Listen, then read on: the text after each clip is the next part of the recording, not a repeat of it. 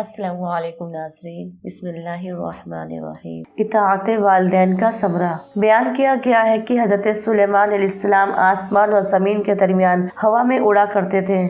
چنانچہ ایک دن جب کسی گہرے سمندر میں ان کا گزر ہوا تو دریا میں ہولناک موجیں اٹھتے دیکھ کر ہوا کے پھیل جانے کا حکم دیا، جناتوں کو دریا میں غوطہ لگا کر نیچے کا حال معلوم کرنے کا۔ جب حضرت سلیمان علیہ السلام کے حکم سے جنوں نے دریا میں غوطہ لگایا تو اس میں موتی کا ایک ایسا چمکدار قبا دیکھا جس میں کوئی دروازہ نہ تھا۔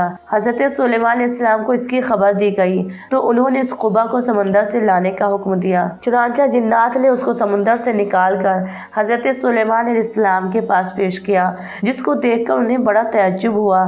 اللہ تعالیٰ سے دعا کی جس سے وہ قبا شق ہوا اور اس کا دروازہ کھل گیا تو حضرت سلیمان علیہ السلام نے دیکھا کہ اس میں ایک نوجوان اللہ تبارک تعالیٰ کے سامنے سجدہ میں مشغول ہے۔ تو حضرت سلیمان علیہ السلام نے اس سے دریافت کیا کہ تم فرشتے ہو یا جن؟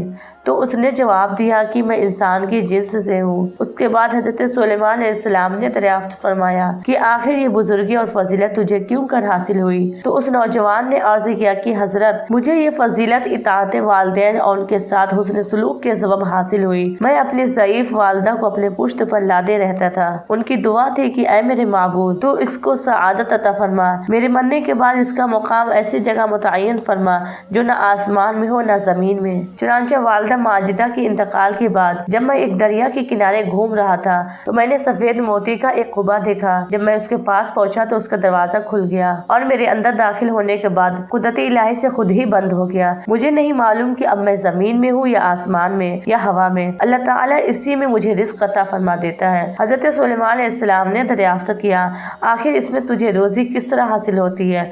اس نے کہا، جب میں بھوکا ہوتا ہوں تو پتھر سے ایک درخت پیدا ہوتا ہے اور اس درخت سے پھل جس میں دودھ سے زیادہ سفید، شہد سے زیادہ میٹھا اور برف سے زیادہ ٹھنڈا پانی نکلتا ہے، جس کو میں کھا پی لیتا ہوں اور میرے سیراب ہو جانے کے بعد خود ہی درخت غائب ہو جاتا ہے۔ اس کے بعد حضرت سلیمان علیہ السلام نے دریافت فرمایا، آخر تم اس قبا میں دن اور رات میں کیسے امتیاز کرتے ہو؟ تو اس نے جواب دیا کہ جناب، جب صبح صادق طلوع ہوتی ہے تو یہ قبا سفید ہو جاتا ہے اور غروب آفتاب کے بعد اندھیرا، بس اس ذریعے سے دن اور رات کو پہچان لیتا ہوں۔ اس کے بعد حضرت سلیمان علیہ السلام کی دعا سے وہ قبا دریا کی گہرائی میں اپنے مقام کی طرف لوٹ گیا۔ اس حکایت سے معلوم ہوا کہ ماں باپ کی خدمت کی کس قدر عظمت والا کام ہے۔ بے شک جو والدین کی خدمت کرتا ہے وہ اپنی دنیا بھی اچھی کرتا ہے اور آخرت بھی۔ اللہ تعالیٰ ہم سب کو اپنے والدین کی صحیح خدمت کرنے کی توفیق عطا فرمائے، آمین یا رب العالمین۔ اگر آپ کو میری ویڈیو پسند آئے تو چینل کو سبسکرائب اور ویڈیو کو لائک ضرور کریں۔